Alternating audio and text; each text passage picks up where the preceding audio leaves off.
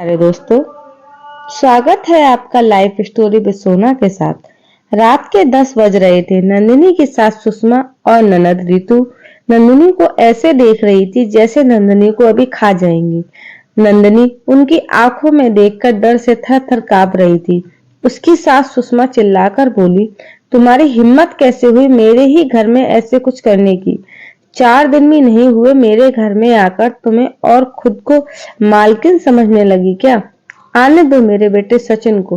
तुम्हारे हाथ पैर तोड़ने के लिए नहीं कहा तो मेरा नाम भी सुषमा नहीं। आज क्या हुआ पता नहीं। मेरी सास जितनी निर्दयी थी उतनी ही निर्दयी अपने बेटे को भी कर दिया था। हर एक नई दुल्हन रात को अपने पति के घर आने का इंतजार करती है, पर नंदिनी, वह तो उसके पति के घर आने से डरती थी। नंदिनी यही दुआ करती रहती कि उसका पति घर ना आए, क्योंकि वह सचिन से बहुत डरती थी। मन ही मन भगवान का जाप कर रही थी कि सचिन आज घर पर नहीं आए, क्योंकि आज जो हुआ उसके बाद सचिन उसके साथ क्या करेगा ये नंदिनी अच्छे से जानती थी। पर नंदिनी की सास इतनी दुष्ट थी कि जब तक सुषमा का बेटा सचिन घर नहीं आ जाता था तब तक वह नंदिनी को खाना भी नहीं देती थी और रसोई घर में ताला लगा दिया करती थी, जिससे नंदिनी कुछ भी खा ना ले। नंदिनी नौकरों की तरह काम करती, लेकिन बिना इजाजत एक निवाला भी नहीं खा सकती थी। ना जाने नंदिनी ने ऐसा कौन सा गुनाह किया था जो भगवान ने उसे ये राक्षस परिवार दिया। और नंदिनी का पति सचिन तो ऐसा राक्षस था कि दुनिया की कोई लड़की ऐसे पति की कल्पना भी नहीं कर सकती। जब उसका मन करता तो नंदिनी को बेरहमी से मारता, जब उसका मन करता नंदिनी के साथ जबरदस्ती करता। बेचारी नंदिनी की वो हालत हो गई थी कि वह सचिन के नाम से भी डरती थी। नंदिनी की शादी सचिन से 7 महीने पहले हुई थी। नंदिनी के माँ बाप नहीं थे, वह अपने चाचा चाची के साथ रहती थी। 12वीं की पढ़ाई होते ही उसके चाचा चाची ने उसकी शादी सचिन से करवा दी। नंदिनी की जिम्मेदारी से उसके चाचा चाची मुक्त हो गए। उसकी चाची ने उसकी शादी के बाद के त्योहार भी मनाए। उसे शादी के बाद 4 दिन के लिए मायके में त्योहार मनाने के लिए भी बुलाया भी नहीं। उसकी शादी करके जिम्मेदारी से मुक्त हो गए बस। नंदिनी के ससुराल में उसकी सास सुषमा और पति सचिन और ननद रितु, जिसकी शादी पक्की करके सगाई कर दी थी। छोटा सा परिवार था। सुखी और शांतिपूर्ण गृहस्थी के सपना लेकर नंदिनी इस घर में आई थी। पर सपना तो सपना ही होता है। हर सपना सच हो ऐसा कम ही मुमकिन होता है। उसकी भी सुखी गृहस्थी का सपना तो सपना ही रह गया। नंदिनी की उम्र 17 की पूर्ण हो गई थी और अजय 29 का था। दोनों के बीच में 12 साल का अंतर था। सास सुषमा ने नंदिनी के लिए 10 नियम बनाए थे। सुबह 5 बजे उठकर पूरे घर की साफ सफाई करना, बाद में नहाकर भगवान की पूजा करने के बाद में रसोई में जाना, हमेशा सर पर पल्लू रखना, सबसे पहले खाना ना खाना, मतलब सबके खाने के बाद ही नंदिनी खा सकती थी। ऐसे और भी कितने नियम कायदे सुषमा ने नंदिनी के लिए बनाए थे। नंदिनी को यह नियम पालन करने ही पड़ते थे, पर अभी उम्र ही क्या थी उसकी। उस वक्त उसके हाथ से अगर भूल हो भी जाती तो सचिन या उसकी सास सुषमा या फिर उसकी ननद रितु उसे सजा देते ही देते थे। उसे मारने की भी कोई कमी नहीं रखते थे। उससे 5 साल बड़ी ननद रितु उस पर हाथ उठाने के लिए आगे पीछे भी नहीं सोचती थी। शादी को 15-20 दिन ही हुए थे। हर रोज सचिन 8 बजे तक आ जाता था, पर उस दिन 10 बज गए थे, तब भी सचिन आया नहीं था। नंदिनी को बहुत जोर की भूख लगी थी। उसने खुद के लिए खाना परोसा और रसोई में खाने के लिए बैठी। अभी पहला ही निवाला मुंह में डाल रही थी कि तभी सुषमा ने देख लिया। उस पर उसकी सास सुषमा बहुत चिल्लाई। वो नंदिनी से सहन नहीं हुआ। तभी नंदिनी बोली, वह अभी तक आए नहीं, मुझे बहुत भूख लगी थी इसलिए खाने के लिए बैठी। सुषमा कुछ बोलने वाली थी, तभी ऋतु आके आगे आई और नंदिनी को चाटा मार दिया। तुम्हारी हिम्मत कैसे हुई मेरी माँ के सामने बोलने की? तुम्हारे घर में तुम्हें खाना नहीं मिलता था क्या? मेरा भाई तुम्हारा पति है, उसकी राह नहीं देख सकती क्या? अरे औरतें तो अपने पति के लिए क्या क्या नहीं करती। उतने में सुषमा बोली, रहने दे ऋतु, क्यों इसको संस्कार सिखा रही है? माँ बाप तो रहे नहीं और चाचा चाची ने ऐसी लड़की हमारे पल्ले बांध दी। रहने दे, तू चल बाहर, अपना दिमाग मत खराब कर ऐसी बेशरम लड़की के लिए। मैं ही रसोई में ताला लगा देती हूँ। और नंदिनी को रसोई से बाहर धक्का मारकर रसोई में ताला लगा दिया। नंदिनी आंखों में आंसू लेकर बस देखती रह गई। बेचारी अपने दुख के आगे भूख भी भूल गई। लेकिन सुषमा और ऋतु को इतने करके कहाँ शांति मिलने वाली थी। वो लोग तो सचिन का इंतजार कर रही थी और नंदिनी दुआ कर रही थी कि सचिन ना आए।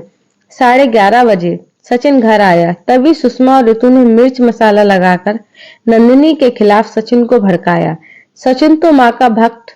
इतना ही सुनकर उसने गुस्से में आकर नंदिनी पर थप्पड़ों की बौछार कर दी।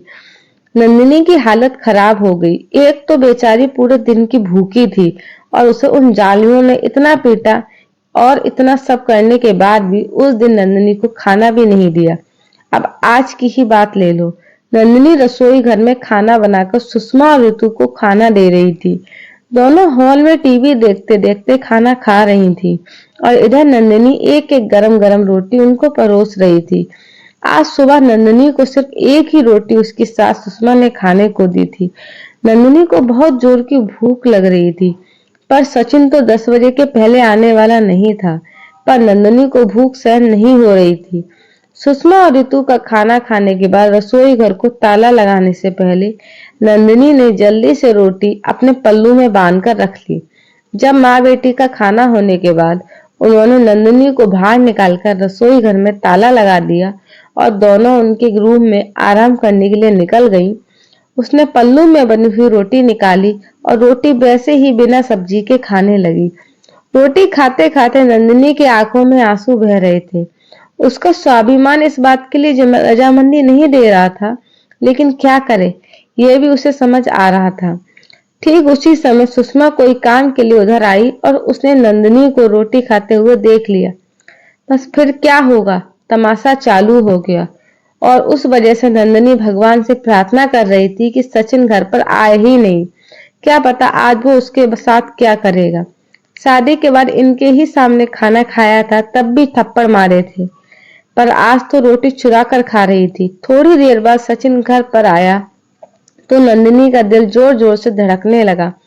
डर के मारे पसीने से भीग गई। कुछ ही मिनटों बाद अचानक से सचिन की जोर से आवाज आई, नंदिनी जल्दी बाहर आओ।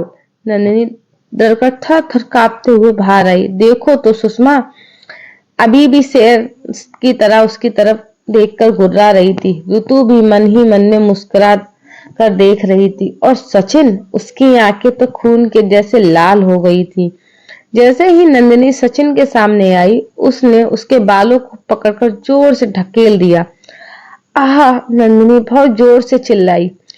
तेरी इतनी हिम्मत हुई कि तू अपने ही घर में चोरी करती है? रुक, तुझे मैं अभी दिखाता हूँ।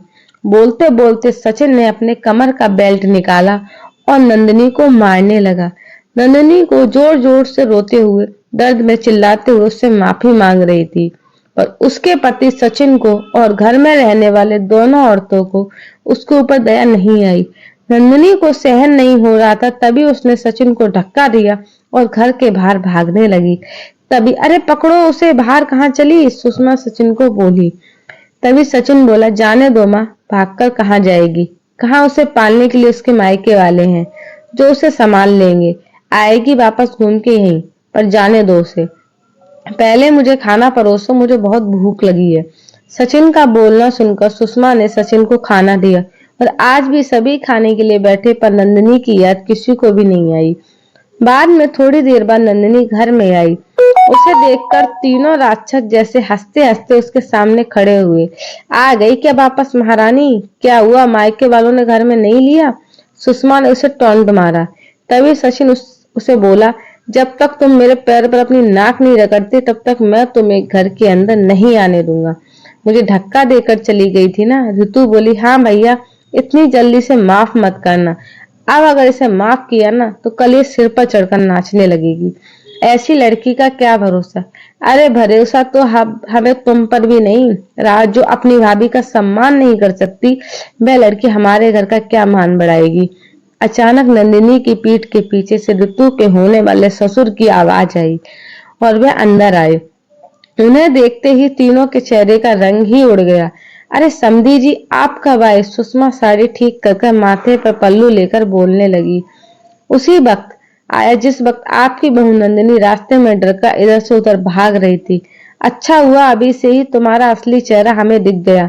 मैं अगर यहाँ आया नहीं तो हमारे घर की बर्बादी हो गई होती। अगर ऐसी बहू हमारे घर आई होती तो ऋतु के होने वाले ससुर ने उसकी तरफ हाथ दिखाकर बोले, नहीं नहीं, आपको कोई गलत फहमी हो गई है पापा, आप अंदर तो आइए, मैं आपको सब समझाती हूँ। ऋतु ऐसे बोली तो उसके ससुर बोले, कौन से पापा, किसके पापा? माफ करो, हमें आपके साथ कोई रिश्ता नहीं करना, और जो आपको समझाना है ना वो बाहर खड़े पुलिस को बताना। अचानक पीठ के पीछे से पुलिस अंदर आई। पुलिस को देखकर उन तीनों की बोलती ही बंद हो गई। क्या बोले कुछ समझ नहीं आ रहा था। तभी सुषमा नरम आवाज से नंदिनी को बोली, अरे बहू, छोटी छोटी बात पर कोई पुलिस को बुलाता है क्या? छोटी सी गलतफहमी हो गई है ना, और ऐसी छोटी बड़ी परीक्षा हर एक औरत को शादी के बाद देनी ही पड़ती है। और यह तो तुम्हारा ससुराल है ना, ससुराल वालों का मान रखना तो तुम्हारा कर्तव्य है बेटा। माफ कीजिए सासू माँ, मुझे ऐसी परीक्षा देने का कोई शौक नहीं। मैंने शादी थप्पड़ और बेल्ट खाने के लिए नहीं की थी, और ये कैसा ससुराल जहाँ मुझे रोटी भी चुरा कर खानी पड़ती थी। आपने मुझे कमजोर समझा था क्या? मेरा मायका नहीं है पर मैं कमजोर नहीं हूँ। अभी यही संस्कार अपने बच्चों को जेल में देना। अतः मैं पुलिस में ने उन तीनों को पकड़कर जेल के अंदर डाला। रितु की ससुराल वालों ने शादी तोड़ दी और नंदिनी को एक स्वयंसेवक संस्था ने आगे जाने का मार्ग दिखाया। नंदिनी अब संस्था के साथ में काम करके लोगों को घर में होने वाली घरेलू हिंसा के बारे में जागरूकता फैलाने लगी। उसने अभी यही सही मायने में जिंदगी की नई शुरुआत की थी। तो दोस्तों, मेरी सिर्फ यही एक रिक्वेस्ट है आप लोगों से कि अपनी लड़की को कृपया करके अच्छे घर में डालें, क्योंकि शादी भले हमारी एक बार होती लेकिन हमारी बेटी की जिंदगी बहुत अनमोल है। उसे ऐसे राक्षसों के